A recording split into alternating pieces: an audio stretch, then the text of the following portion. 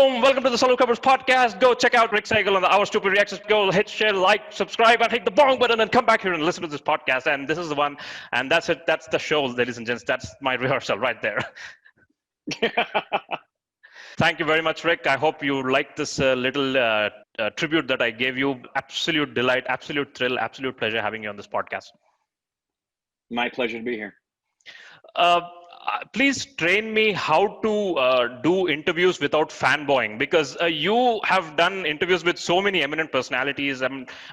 Obviously, my favorite personalities as well, Anurag Kashyap, Neeraj Kabi. How do you interview without fanboying? I think it helps that I grew up in the entertainment industry. So I've grown up in an atmosphere where I've been around people. But I still fanboy, like when we met, especially when we did, for example, the interview with Nawazuddin Siddiqui, that was in person at his place. So you do what you just did. You're honest about it, and say, forgive me for fanboying. You're one of my favorites. And that's honesty is always the best policy. Perfect. I fell in love. You speak of honesty. That is exactly the reason why I fell in love with your Our Stupid Reactions channel. Because I'll tell you, the moment that I fell in love with your channel is two moments. One is the one where you decoded the movie Ugly. Right, that for me is one of the most beautiful breakdowns of an Indian movie that anyone has ever done. Because my own friends in India hated Ugly, and I just showed your video and just convinced their doubts. That was number one. Number two was your interview with Zakir Hussein, and I have never seen Zakir Hussein speak like that in an interview. The way he spoke with you so freely, and we never knew about that side of his personality, right? We always knew about him as the serious artist, and right. He was one of the most wonderful people to talk to, as it turns out to. He sure was. We were surprised, not because we were expecting him to be unfriendly. We were just surprised that someone that was such a legend would spend so much time and be so down to earth and be so comfortable talking with us. And I think that's probably been the case with everyone we've interviewed. And one of the reasons for it, I think, based on what Stupid Babies have said to us, is that we've gotten a reputation really early on for caring more and only about artistry, not celebrity, and caring more about the art form, not gossip. So I think there's this sense of, these guys are genuinely going to want to talk to me about what really matters to me, which is the art form. So there's that sense of comfort and relaxation that our interviews tend to have. And he was right on. I mean, come on, our first interview as Ustaji Zakir Hussein, we were astonished. Right. And also, one more interview I loved in your channel was one with Tushar Lal, because it took me to my memories of binge watching Tushar Lal's videos and then parallelly watching your reactions one by one. Yeah. I started after my dinner, and the next thing I knew, it was 4 a.m. in the morning. Right. Yeah. He's easy to binge watch, I'll tell you. And the thing about Tushar is he's not just such a great artist, but he's really like everybody we've encountered. One of the things that's really been a wonderful surprise for Korbin and I is that every single person we have interviewed from the entertainment industry in India has been kind, has been humble, has been gracious, has been available. And that's not common in the entertainment industry here in Los Angeles. A lot of celebrities here are not available. A lot of them are not kind. Not all, but so far we can say universally, every person we've encountered has been kind, humble, engaging, and Tushar is at the top of that list. I mean, we've had time when we were in Mumbai to spend some time with him, have lunch with him, and he's just a really sweet, intelligent guy. And the things he does with some of your favorite pieces of music, and pieces like Dark Knight and Beatles, I mean, the fact that he adds vocals in them, it's unthinkable. those Yeah, ideas. everything he does is fantastic. We really genuinely hope he gets something that pops at the level where people internationally can recognize what he can do, because he has a unique ability to blend classical Indian music and some of the greatest contemporary things of all genres, whether it's pop, rock, music scores, and make them, you get chills listening to Tushar's stuff. Yes, yes. Yeah. Rick, you are not a too bad an artist yourself. You almost have 22 to 24 IMDb credits. I was going through your IMDb page. What were you doing on Johnny Carson's show? You must be very, very young. I was very young. I did his show 3 times. I did it once with Johnny, once with Barbara Walters, and once with Jerry Lewis, who was in as the guest host. And that was all because of the Partridge Family. Right. I was a guest on his show. There was a big talk show called The Merv Griffin Show at the time that I was on. The majority of those early TV credits were all because I had been Little Ricky on the Partridge Family. And then that got me open doors to audition for other work on TV. The one thing IMDb doesn't show, because that's just TV and film, it doesn't show my theater credits, because I got a lot of theater credits too, but that happened from like the age of 13 into my 20s and 30s. Right, right.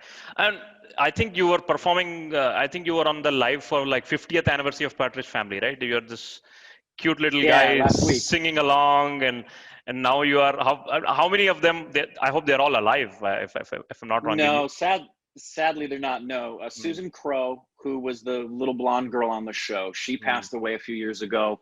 And then David Cassidy also had passed away a couple of years ago. And then Dave Madden, who was the manager, Reuben Kincaid, he passed away as well. So 3 of the original cast have left. Right, right. Man, Yeah. you have sat on the same chair of Johnny Carson's show where Frank Sinatra and Don Rickles have sat. That is unbelievable. I have, and I actually have a picture of myself with Dean Martin. He's got his arms Wow. around me. Yeah, he's got his arms around me, and we're looking at the camera. Like I said, I had the ability early on in my career to be around legends. Bob Hope at the time, I did his show. Obviously, I was friends with Michael Jackson. But even still today, there's so many people. If I ran into them, I would absolutely, I would fanboy. Right. There'd be some people I wouldn't know what to say if I met them.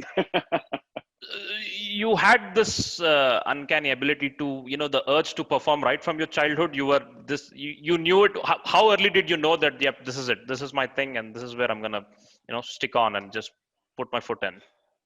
Well, I've been told by my mom and dad Mm, what I did at an age when I'm not old enough to really remember. So from the age of 1 and 2, they told me I would cry if they wouldn't let me go with them to perform, and then I would cry if they wouldn't let me get up on stage. And I believe that, because my earliest memories are wanting to be performing, and it wasn't because I needed attention. It's never been that.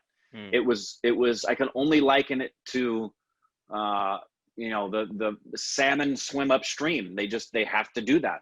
This intrinsic sense of, I'm supposed to be here. I'm supposed to be doing this. This is what I love to do. This is what I was made to do. And it did. It started at like the age of 1 or 2. Right. And and because you are getting familiar with Indian industry, just try to sell yourself to the Bollywood and just tell what else you've worked on that we can take note. Because I have seen a lot of stuff on your own channel, Rick Segall channel, which is like apart from the Our Stupid Reactions channel, and Yeah. you post little snippets of everything. For example, the play that you've written. Where can we find this content like in its entirety? The full entire play Barbarian is on my channel. If you just put Mm, Rick Segall Barbarian, you're going to find the whole 90-minute play. mm, Then I have some other snippets and clips on my YouTube channel. And yeah, I mean, Korbin and I have said we would absolutely be honored to be involved in. We're actors, yeah. so we don't separate Hollywood from the Indian film industry, especially now that we've seen the quality that comes there. So any opportunity we had, yet at the same time, we're both really careful. I don't ever want it to, like I've never reached out to anybody in the industry and said, hey, how about, because I don't ever want it to seem like in any way that's why we do what we do. It's not. We do what we do because we love film, we love acting. But if there was an ancillary benefit that came out of it, where because of the years of being exposed to it, and then we auditioned and we got the honor to work on something, yeah, that would love to do that. But that's never been the goal with OSR. You would be happy if that is a byproduct, but not the product itself. Right. Oh, absolutely. Because we both, long-term goal. I've still have dreams of being a working actor for my whole life, and I would love that to be anywhere film's made. I mean, I would do a French film, I would do an Italian film, I would do but of the industries, obviously here in Hollywood, and it would be, there's so many actors that we've gotten to watch that when I watch them, I'm like, man, I want to act with that. Like, I want to act with Swastika. I want to act with Niraj. I want to act with Manoj. I want to act with Nawazuddin. I want to act, the list of these actors that we don't just love watching, but when you're an actor, you see them and you're like, it would be so great to work with them. They give you so much. So. Right. Where were you a couple of years ago? So obviously Our Stupid Reaction started like a couple of years ago, right? Where were you a couple of years prior to that in terms of the content that you watched from of the Indian origin? What was your knowledge? Was the only reference, your Indian reference was the Apu from the Simpsons character? What were your memories, Indian memories, if you may? The only thing prior to Our Stupid Reactions that we knew, I had seen and knew who Irfan was and Taboo, because they had done American cinema. So they were faces I knew, but didn't think they were stars in Indian cinema. I thought they were Indian actors in Hollywood who were like B-list actors that just got good work. And as far as Indian cinema, like we've said before on the channel, we just had this stereotype that India has only one film industry, and it's called Bollywood, just like America has Hollywood. And every Indian film has a musical number. It's cheesy, and they're nowhere near the quality of cinema that's coming out of Hollywood or even Europe and the UK. And the only exposure to culture we had were some of the stereotypes that you see, including, I had seen the movie Gandhi, so that's still stuck in my head. Opu from, and I even, in my multiplicity of characters and voices I do, I had an Indian character, not as a derogatory thing, but because I could do an Indian accent, that the moment we were exposed to India, that character went away for me. I don't find it to be a funny character. I don't think it's a character I would portray. So for me, it's like the death of all of the stereotypes we had was also the death of that Indian character I did that I thought was a funny comedic character. Right. Yeah. How much truth there is to American ignorance? No offense. It's huge. Americans are very self-centered. We think the world revolves around us, especially Americans who've never traveled. We're just in this bubble. And part of it I understand, because we really do have freedoms and blessings that, we only make up 2% of the world's population, but we are in like the upper 99 percentile of quality of life.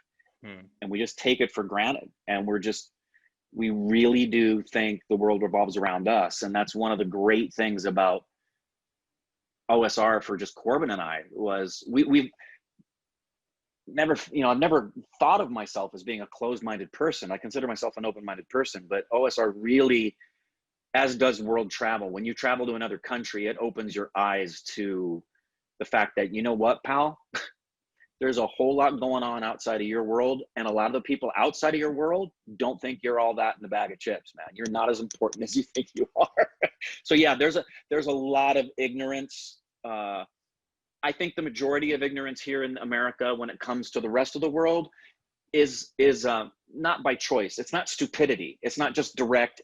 It's just, I think it's like Korbin and I. Once Americans see it, which is why we're so passionate, they'll be blown away like we are and fall in love with it. Really do. Right. Has there been a case? So obviously most of your fans are, safe to say, they are all from India, they're Indians, right? Yeah. You must have seen some Americans who have changed their perception, just like your perception was changed after having watched your channel. Is that the case with your channel? Has it ever happened to you among your friends Yeah, and the American fraternity that watches your channel? absolutely. The first immediate people are my own kids, Mm. who, like me, had no idea, who now have watched Indian films with me and recognize the quality of what's going on. My dad had no idea, and his mind has been opened about it. My best friend Rich has recognized it and seen it. So, and I've gotten messages from people who have said, it's interesting. 70% on both OSR and on my channel of our viewers are from India. Mm. The next big bracket for me on my channel is Americans. And it's really cool to find Americans who are like, love your channel. I've been in love with Indian cinema for all of my life. Same thing in Scotland, same thing in France. And they're not Indian. They're American, or they're Scottish, or they're French. And I think there's a much bigger audience for India than Americans realize, which is obviously the case. I mean, if you watch Aishwarya Rai on David Letterman, he's like making jokes and she's like, you don't have any idea who I am, man. And Yes. SRK, when he interviewed SRK, Letterman was like, okay, not one American superstar is as big as this man. We kind of live in a bubble. Exactly. And Yeah. it's and you sort of try to act like this bridge between Indians and Americans, right? You bring American content to your Indian fans. You bring Indian content to American viewers of your channel. And what was the one fan moment that really, that really made you feel, yep, this is exactly why we started this channel. I love the way this is going. What was one moment, that one guy who came to you and said, it's because of you I've watched this cinema and it totally changed my mind? Has there ever been a moment like that? Oh my goodness. It literally happens every day. Mm. For the past year and a half, it happens every single day. I just yesterday got a message from somebody. Well, like you said at the beginning about your brother saying, you're what helped me get through COVID. I get messages constantly that are, you've opened my heart up to India outside of Hindi that I didn't know was there. And now I love, and thank you for, the most amazing ones are those, like messages that say, you've made me fall in love with my culture again. You've made me fall in love with my motherland again. I get emotional thinking about that. We thought at first this would be more about, hey, America, look at India. But what we've gotten more of are Indians saying, through you, we've begun to appreciate even more the beauty of our own home. That for me is the best. And then the first meet and greet I ever got to experience, which was just me and Andrani in Calcutta, and see Stupid Babies face to face. We were in the Uber afterwards, and she said to me at the time, and we were reminded of this recently, she said, next time you get trolls and haters just bombarding you, let's remember this, because this is what this is all about. These are the stupid babies, not the trolls and the haters. Always remember that. So it's literally every day, man. Right. And always, it's best way to deal with the trolls is just, always think of them as those 10% who make the most of the noise. Because That's exactly right. 90% of the ones who love you, they may not make the noise, but you have to remember the number 90%. That's exactly right. And there have been 2 times, even as recent as this past week, there have been 2 times in the past year and a half where I have said, I can't do it anymore. I can't be exposed to the hatred and the ugliness. And then I go 2 or 3 days without looking at messages. And I can't. It's literally like disconnecting from my own children. I can't do it. And the minute I went back into my messages, I see, thank you so much. I've been in a depression, and watching your videos, you and Korbin have helped get me out of my depression. And I'm like, never again. I just said this to a few stupid babies. I said, I will never, if I ever say I'm not going to reply to comments, just remind me to take a breath and remember what you just said. a small percentage of people make a lot of noise, but never stop. I will never stop communicating with stupid babies, because that is the heartbeat of what OSR is all about. Right. Were you surprised to discover the amount of American content Indians watch? Yes. Yeah. The Indians are way ahead of us. Not just in the fact that they obviously watch Indian content, but they're well aware of American content. There's I don't think there's anything that we've shared with anybody from India and they were like, oh, I didn't know that. They're usually really well aware of what's going on in Hollywood. And now that I started doing international reactions on my channel, I'm getting messages from people in India like, yeah, Rick, shocked you didn't know about this one. Yeah, and Indians are far more aware. Despite the fact that we have only got internet recently, and the idea of Netflix and streaming, it's just what, 3-4 years old. It's not. I mean, 5 years ago, I didn't have a Netflix account and I didn't have an Amazon Prime account. But yeah, sorry, go on. No. What you made me think of is, I think one of the reasons for being on top of it like that is there is a passion and an ethic of knowing something and knowing it really well that Indians have, that it seems to be throughout Asia as well. I mean, just all over Asia, this desire and expectation that you're going to do well. And that has its cons. Obviously, there's pressures that are put on Indians about if you don't hit a certain score on your tests and you don't get a certain degree. So there's this drive that I think is inherent in Indians that a lot of Americans don't have. A lot of Americans can be pretty freaking lazy. Right, and it just because I'm pointing out at this because I remember when in my college days when my internet was barely in kbps, I remember waiting the whole night to download Goodfellas of Martin Scorsese and then watching it the next day. And then I used to go through Roger Ebert's webpage and just download his like list of great movies and just watch them one by one. Scorsese, Spielberg, Tarantino, and then I come back and I watch Anurag Kashyap's movies, and it makes so much sense. The influence, the references, the tributes that he pays, right? What influence do you see on the Indian cinema from the American cinema, if you may? It's huge. It's huge. Like when we just recently reviewed Black Friday, one of the things when you're looking at older films from India, like in the 90s, the early 2000s, one of the things you have to take into consideration is the evolution of Indian cinema and not compare it to American cinema until you hit about the 2000s.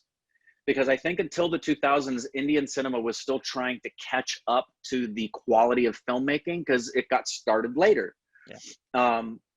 And you do see a lot of the influence, but in also many respects, there's stuff that American filmmakers can learn from Indian filmmakers now. I really do think, I think Korbin would agree, that right now, today, especially on OTT platforms, that Indian cinema and international cinema, American cinema, they're right here. Yeah. They're right here. But if you're watching an older film, you really need to appreciate it in the context of where Indian cinema was at the time. Because if you do that with Black Friday, for example, if you look at Black Friday and you look at what was going on in 2004 in Hollywood, you're going to go, oh yeah, Black Friday looks like it's 20 years younger than Hotel Rwanda, which was the same year. Yeah. But in terms of Indian cinema, Black Friday was groundbreaking. Yeah. Yeah. Does that make sense? Yes, because that cinema was actually made much before it was released. It was released in 2008, obviously, but I think it was made around 2003, and it had this delay of 5 years, which was very sad. And I ended up watching in 2010. Actually, wrote this huge. It's one of my favorite Indian movies. Obviously, having said that, I have not watched a few of Satyajit Ray's movies, but nevertheless, yeah. Also, the fact that should be appreciated in Indian cinema is that the freedoms in America are much more than the Indian filmmakers have, right? So despite the restrictions, we still end up coming up with what we come up with, right? Yes. Like I was mentioning, every single artist we've spoken to, when we bring up OTT platforms, they love it because it's uncensored comparatively. But that is one of the great things about Indian cinema that is true about all cinema, is that you don't need to be cutting edge. You don't need to do stuff that's graphic or offensive. Only do that if it's important to the story. If you're just doing it to do it, it's pointless. And you don't need to do it to make a great movie. And you can go down a long list of American films that do that, and you can go down a long list of Indian films. And as far as box office is concerned, the more accessible it is to a broader audience, the more money you're going to make. Right. So, but yeah, Indian cinema, especially on OTT platforms, it's really great to see the creativity unleashed with like series like Mirzapur. Yes. It's great to see. Absolutely. Man, the list of series can go on and on, right? Sacred Games, Patal Lok, Delhi Crime, oof. Family Man. I mean, when these things came out, right? So when I was in my college days, I used to feel like kind of hesitant to suggest Indian content to my American cousins, but now I'm like so proud to suggest to them, and not even Hindi content, right? The ones that come out of South India, the ones such as like something like Angamali Diaries. The number of people that have suggested that movie, I've lost count. Yeah, and that's been another thing. Like Hellarao. Hellarao was a film that shocked a lot of Indian viewers who were like, wow, I'm so glad I saw this. I didn't realize that this jewel of a film was there. Same thing with Amis, the Assamese film. It was like, wow, the Assamese are making some pretty cool movies. And obviously we've been jumping up and down about anything that's Malayalam. That's been a great industry for us to discover. So Malayalam, it's all of India. Yeah, right. What is this universal appeal about cinema that really has endured like across the world, across the decades? What do you think it is to that medium of art form? I think this is deep. We are by nature human beings. We're storytellers. Some of the oldest archaeological evidences of the human race are paintings on walls inside of caves that are telling stories about hunting. And some of the oldest traditions we know of are sitting around campfires telling stories. Yes. And at its heart, cinema, like theater on stage, it's storytelling. And there was a great line in the movie Haunting of Hill House, I think it's in episode 2, where the mom is explaining to Shirley about death. And she's trying to expose it to her because it's Shirley's first exposure to death. And she says, ultimately, when we're gone, we become stories. And that's really what we all are in the end. We are stories. And when people tell our stories, we live on. So I think that's why storytelling in the form of cinema, whether it's in a big screen or it's on stage live or it's on my TV, that's never going to go away because human beings will always want to hear and tell stories. The way we consume them may change, the way we tell them may change, but that urge to tell will remain. It'll always remain. Right. And tell me, what is this appeal about reaction channels, and why do you think people love them? Because basically you two are watching and we are watching you. It's like Inception, right? So like, have you ever watched reaction channels, and have you ever been an audience, because you are the reactor, but have you been an audience to some of the channels that you love, and what do you think the appeal with reaction channels is? Prior to OSR, I didn't even know reaction channels existed.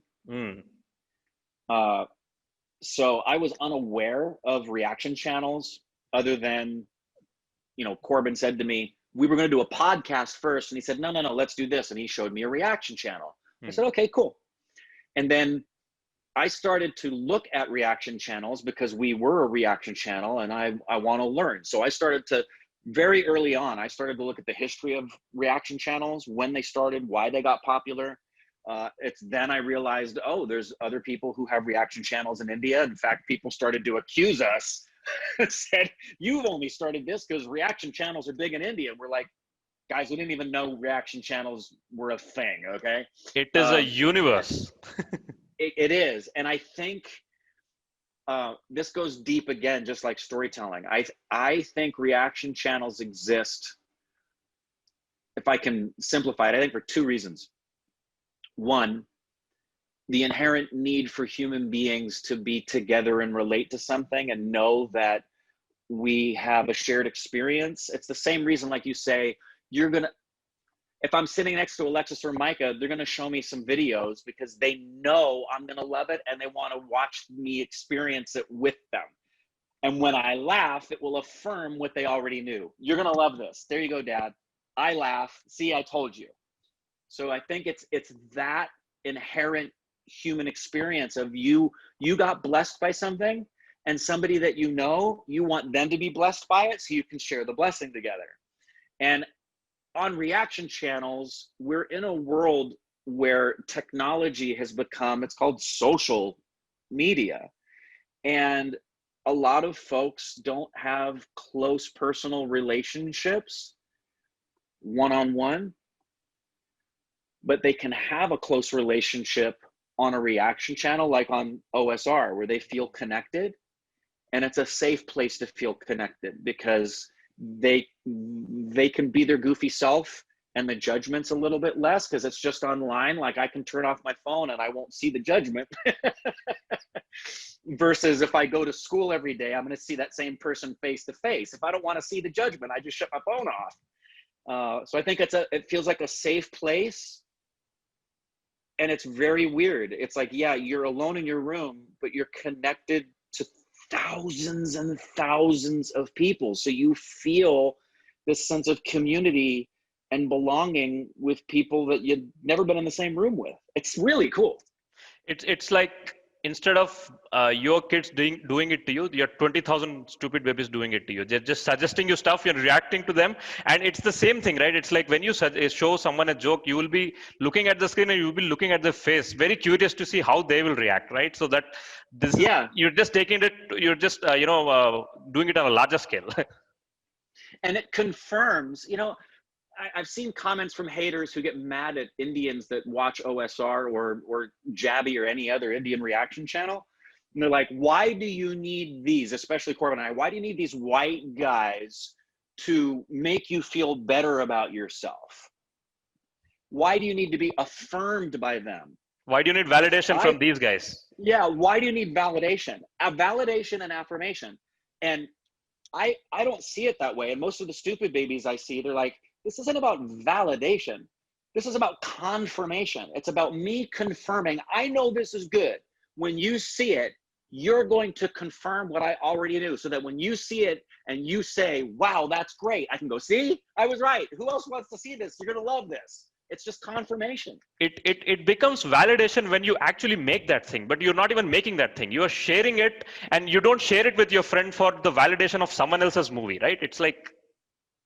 Right. No, and it's, for example, if I cooked something and I tasted it and it was absolutely delicious, why wouldn't I want people I know and care about to taste this and go, isn't this good? Now, there's some people who are narcissistic and they're like, aren't I a good chef? This is all about me. Look what I can do. For me, it would be, oh my goodness, isn't this great? I want you to taste this. It's so yummy. So that's how I see the reaction channel. It's the same thing like you suggest good restaurants or, good parks. Yes.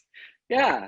And if I were Indian, man, if I was in India, I would absolutely be pounding the table. I do it now. I would want Hollywood and America, who the rest of the world looks at and says, you guys are the leader in cinematic artistry. I would want them to know, hey guys, you who look over here, look what we're doing, guys. We're doing really good stuff over here. And that's not a need for validation. It's a need for the rest of the world to go, do you not see how great this is? Precisely. Yeah. How do you react to the criticism that, you only react to Indian content because there are way too many Indian users and you get too many views. What if you are truly if you're truly the love of the art, you have the love of the art form, you would react to an Iranian cinema, or you react to other countries' cinema. But why do you constantly do Indian? How do you react to criticism like that? Because I'm sure you would have got something like that, right? I mean, oh my goodness, we get it all the time. Yeah, we get accused all the time of doing it for the views and the money, because there are people who do that. There are people who use Indian viewers, and they don't care about India. and they react to the awesomeness of Indian politicians. I mean, like, how could I can't. I don't want to name the No, politicians, right? But no, who the I fuck know. reacts to, like, it's like Indian No, reacting to wonderful, policies of Trump to appease the Trump voters. Like, what? no. So here's the way I do that. Hmm. Okay, first of all, India came to us. We didn't go after India. When we started this channel, it was American content. Okay? Yep. So the inception of the channel was American content. And you can go back and look at it. We didn't make it up. You can't create viewers for Gully Boy, man. Gully Boy exploded compared to other reactions we did. And then we got inundated. So what were we going to do? Ignore what we were seeing was great artistry and this influx of people saying, well, here's more, here's more, here's more.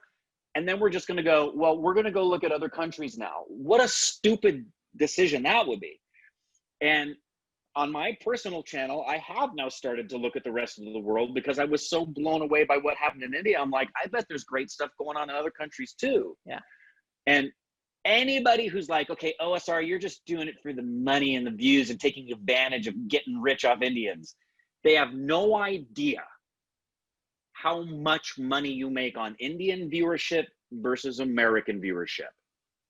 If we were really doing YouTube for the money, we would be focusing on American viewers. Yes. We would literally be making 10 times the amount of money, because the ad revenue, American content will pay a lot, 10 times as much. Advertisers will spend up to 10 times as much money on an ad for American content, because they're going to get Americans to buy. Yes. Versus Indians. It's a matter of math. $1 is 75 rupees.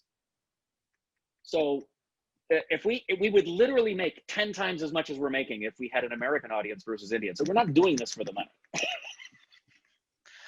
Myth busted.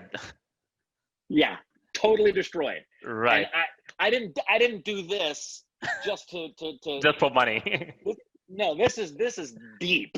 Yeah. Yeah.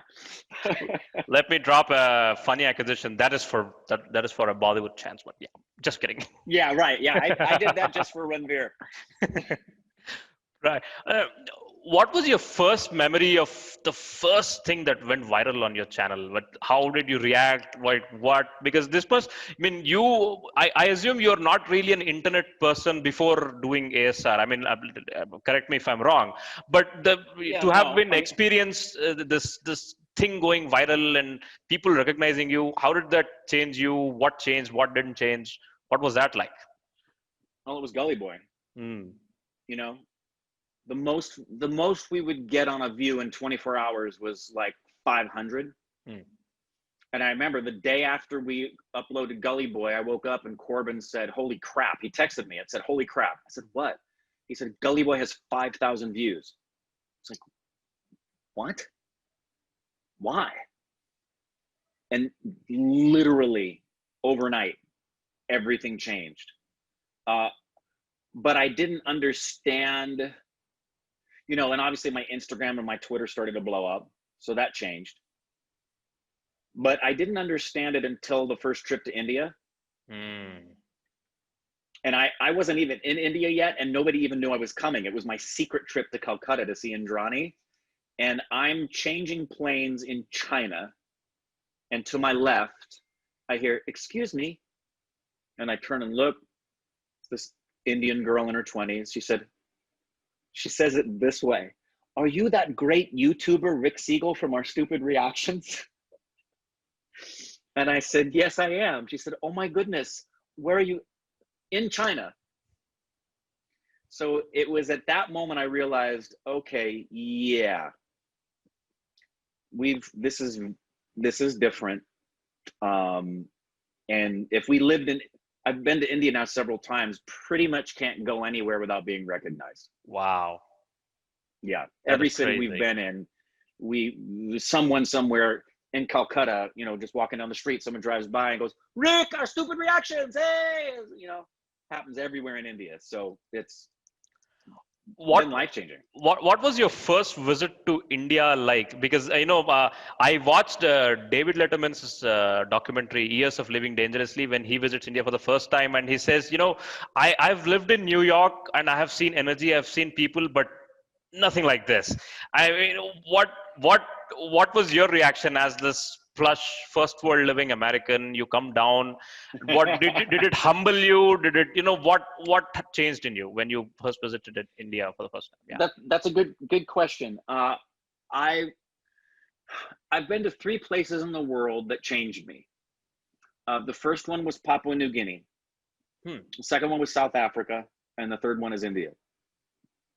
And when I went to Papua New Guinea, the lesson I learned was I have been blessed with so much, because they have so little in Papua New Guinea. And then when I went so I realized in Papua New Guinea how much I have. When I went to South Africa, I realized how much I don't deserve. And when I went to India, I can't even put it into words, but on a topical level, just a basic level, it was Calcutta, and it had the same kind of frenetic energy many times as like Manhattan because of the amount of traffic, without the rules. I kept telling Indrani, I said, Americans having to drive here would freak, they would panic, they wouldn't know what to do because there's no rules. There's no lines, there's no lanes. It's just, here we're going. And why there aren't more accidents, I have no idea. It is amazing to me. I love watching it. I love just sitting and driving along and watching everything. And you're up close and it's like a race and beep, beep, honks and energy and walking and crossing. It's amazing to me. And the cows come by and the dogs come by to add to... way more dogs. I was expecting the stereotypical kind of, cow thing to happen. Oh, no. Dogs. There's 100 times more dogs you see on the roads than you would see a cow. And have you been on a two-wheeler somewhere? Yeah. Wait, let me make sure. No. Rickshaw, yes. No, haven't been on a two-wheeler. Oh my God. I mean, please. Free Uber right here. All right. Oh, I mean, I feel sad when Americans or any other foreigners visit India, right? And they visit India and they hire this plush ass, Mercedes rent. They rent that plush ass car, plush hotel, and they go around in this car. I feel so sad for them. I'm like, dude, walk in the streets, take a ride in the two-wheeler, take a ride in the rickshaw, go to the market, bargain a little. Walk around. Walk, brush arms, be with people. I'm very much like that. I it's nice to stay in a nice hotel. That's great. But I way prefer being with and in and around the atmosphere of where I am and being with the people that are the common people of the place. And what I found amazing, especially after we did the OSR trip, because prior to that, I had only seen Calcutta. So now I've been to Calcutta, New Delhi, Amritsar, Jaipur, Mumbai. And what's amazing to me is how each place has its own unique identity, yet each place is always Indian. It's amazing. Even though the languages are different, there is some thread, this common thread. Yes. The languages can be different. Attire can be different. If you're in Amritsar, that looks way different than the way that people look in Calcutta, which looks way different than the people in New Delhi. The language can be different. The architecture can look different. Food. The topography, the food. The food's a great example because the food is absolutely different everywhere you go. However, it's still Indian. Yes. Yeah. And when was the time that you realized that Indian cinema is something. I mean, that when was the moment that when was what was the movie that made you realize that whoa? I mean, because I'll tell you my example, right? For me, Goodfellas was the reason why I watched Godfather, and then I watched Once Upon a Time in America, and it Yeah, opened up. I became curious and I watched way too many movies just because of Goodfellas. And right. the reason why I discovered Tarantino is because of Goodfellas. I mean, I've lost count how many times I've watched Pulp Fiction and so on, right? So, Yeah. and remember it line by line and so on, right? And what was that one movie that made you go, oh man, this is not what I thought it would be? And from there, you just went on to this huge exploration of a journey. Well, if I was to pinpoint one, because there's really like 5 films that Oh, all together did go it. on. Yes. So, the first Three Idiots was the first full feature we ever watched. Hmm. And what surprised me about that one was, oh, it's not just cheesy music numbers, and the acting's actually good, and there's a real story here. Wow. Okay. Then we saw Gully Boy in movie theaters, and we're like, that's straight up as good as anything out of I'm, Hollywood. I'm, I'm very, very sorry to pause you here. Watching a movie in Indian theater and an American theater. Oh, I know, it's a world of difference. World of difference. My dream is can I add something to your bucket list? Of course. Please come down to South India when a Rajnikant movie is releasing. Okay? Please come down to Madras and buy, and don't go to this posh plus expensive theater, right?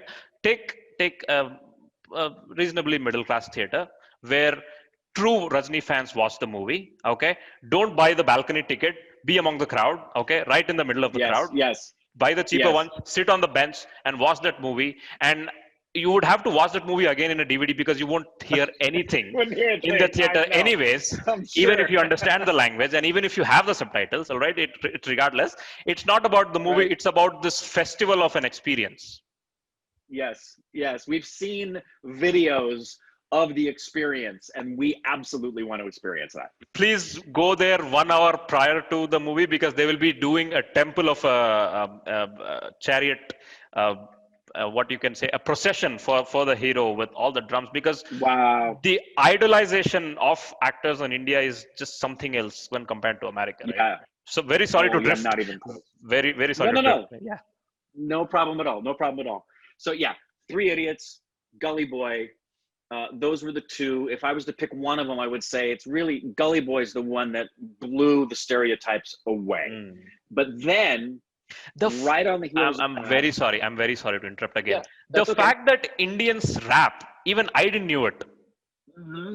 Mm-hmm. In the local language, Had no idea. I thought rap was only reserved for English. So did we.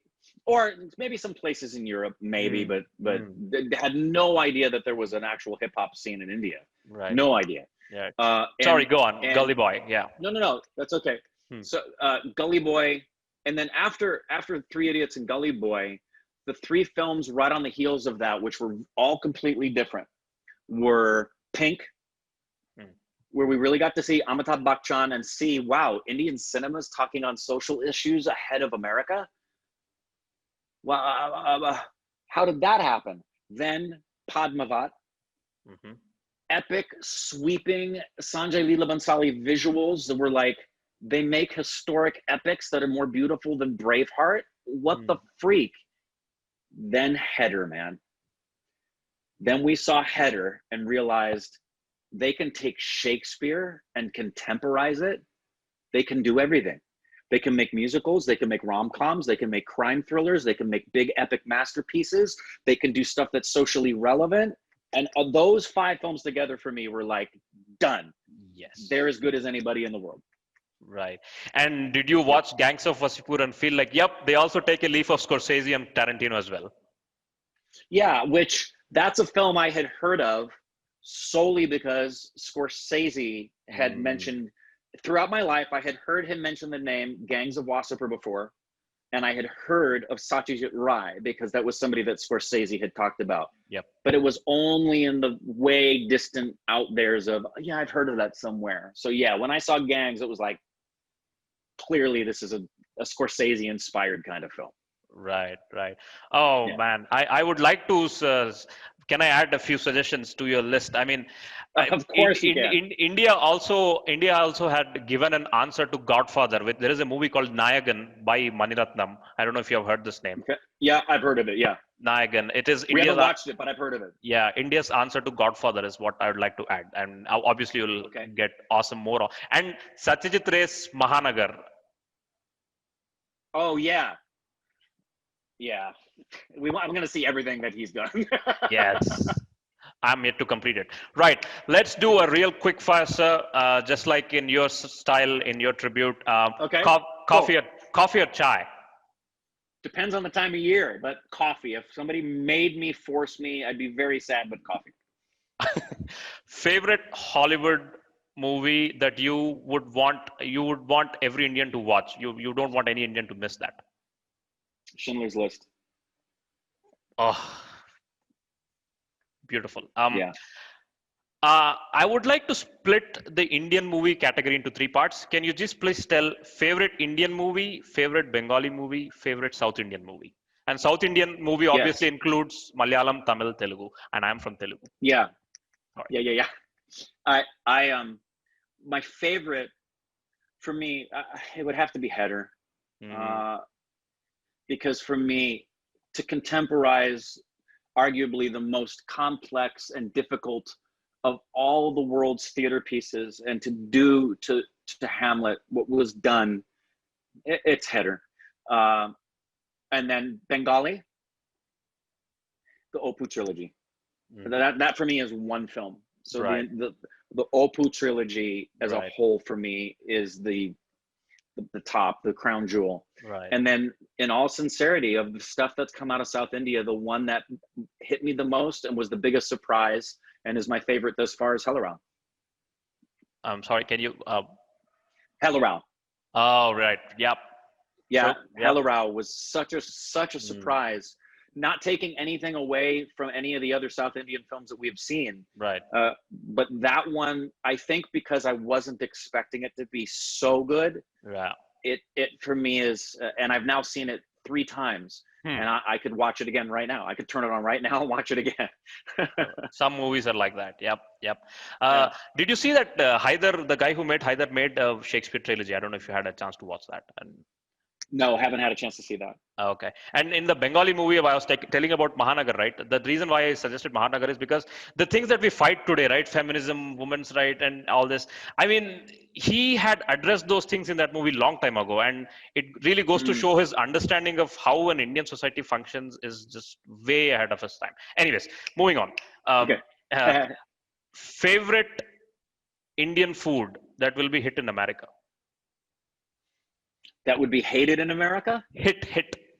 Oh, would be a hit. Oh, okay. Favorite food that would be a hit. Okay, yeah, because 2 of my favorite foods, bar none, I had in Calcutta. But they wouldn't be big hits in America. Okay. Because they're spice? Yeah, because they're so heavy with the mustard oil, and one of them is not a lot of people are fans of mutton, and the other dish is heavy mutton. Right. So for me, those are my favorites. But Right. for Americans to have something,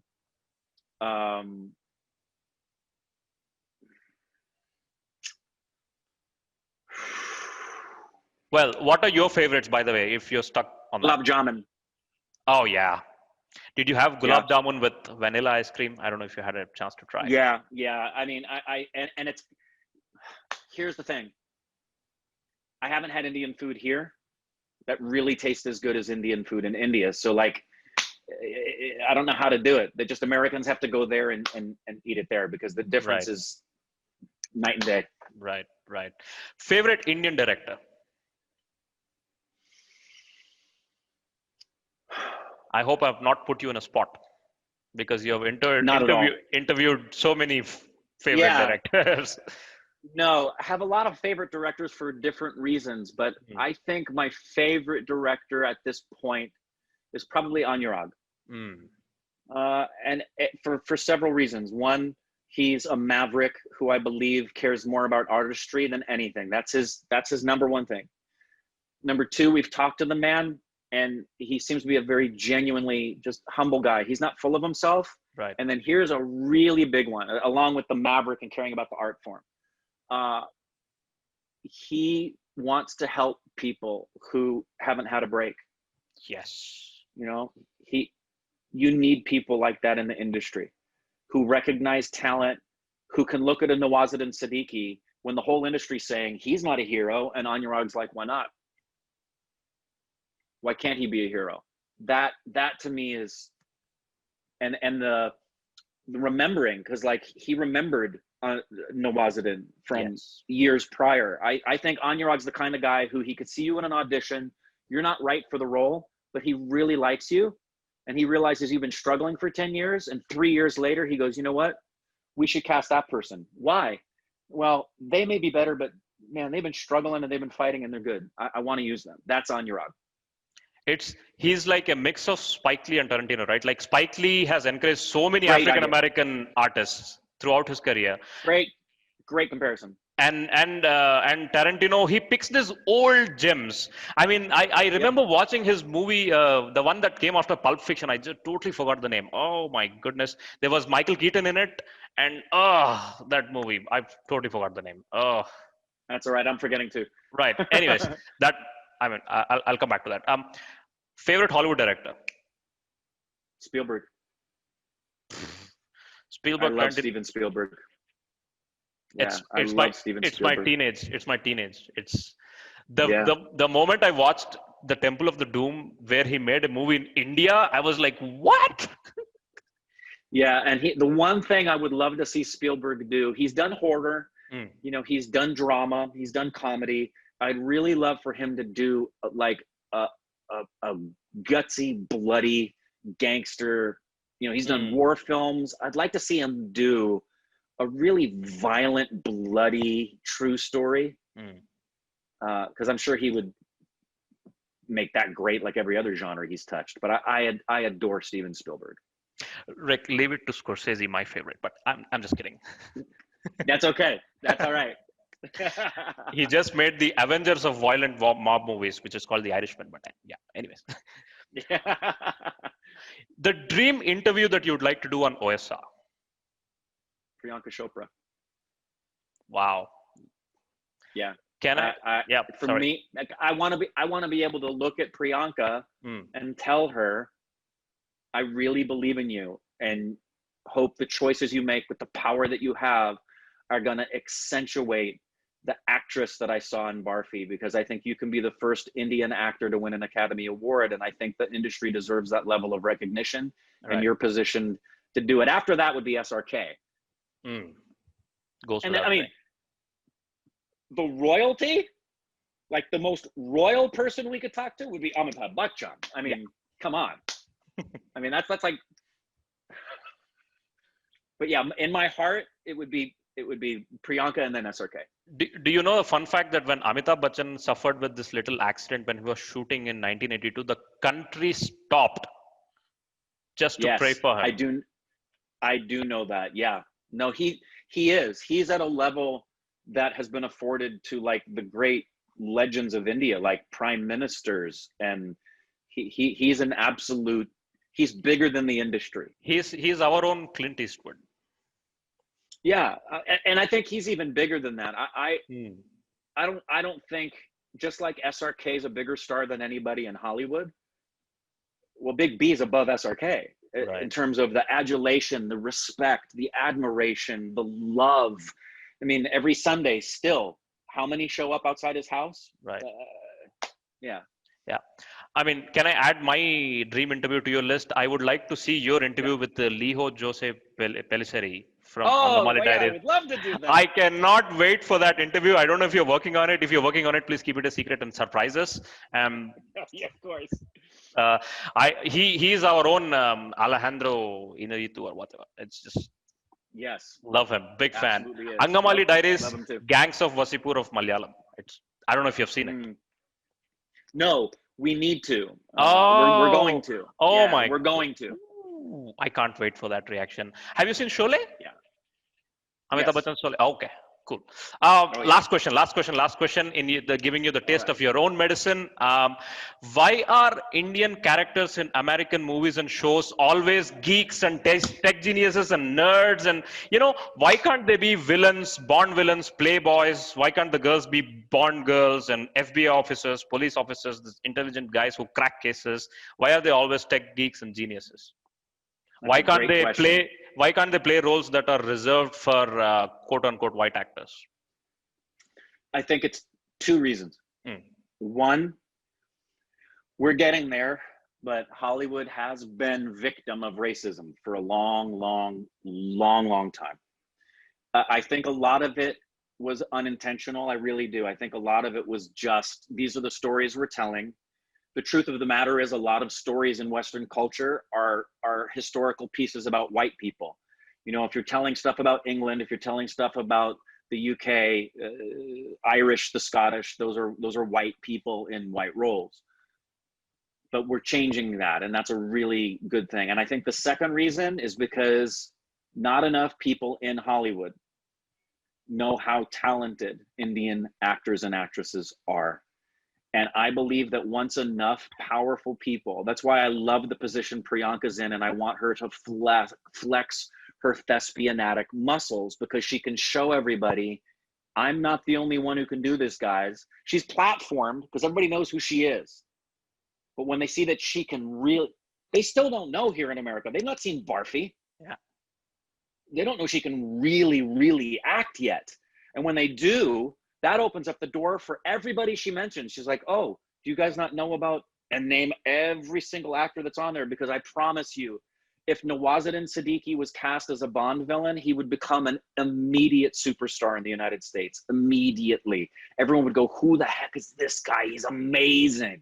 So I think we're getting really close to the day, especially with Parasite winning Best Picture. Yes. I really think Hollywood's eyes have broadened and become more international than ever before, and I don't think we're going to turn back. You talk about these moments of Indians breaking through in Hollywood rise. Two moments really disappoint me. One is the death of Irfan Khan, because oh my, he had so much to offer on your platform, in the Hollywood platform, and one more was Lunchbox not getting nominated for Oscar. That should have been in the nominations, right? That was our best shot of the door. Agreed.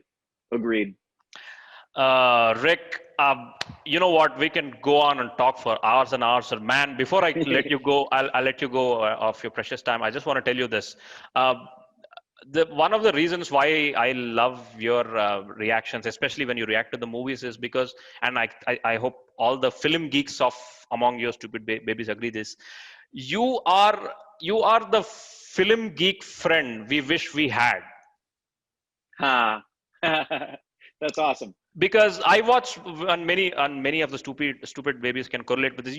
Sometimes you watch movies and you're alone because no one is interested in them, right? I mean, who I'll be watching Schindler's List and no one knows about it, and I have no one to share with. I mean, at least I have my brother, right? We both are like film geeks, and you are an extension of the friend that wish we had. It's like that imaginary friend in Steven Spielberg's movies, right? Spielberg's movies have this common character that every protagonist has his own imaginary friend. You, my friend, are my imaginary filmy geeky friend, sir, and more power to you. More power to you. Keep doing what you're doing. Keep going. Just don't listen to anybody else. Just go for it, man. Thank you. I intend to. Thanks, man, and thanks for your time today. I really appreciate it. Thank you very much for your time, for your valuable time after bugging you and troubling you for so long. That's it from the Sollu Kaburz podcast. Ladies and gents, stay tuned. Here we're coming up with very interesting guests and very interesting episodes. If you've been listening to this long, thank you, everyone. That's from the podcast. Bye.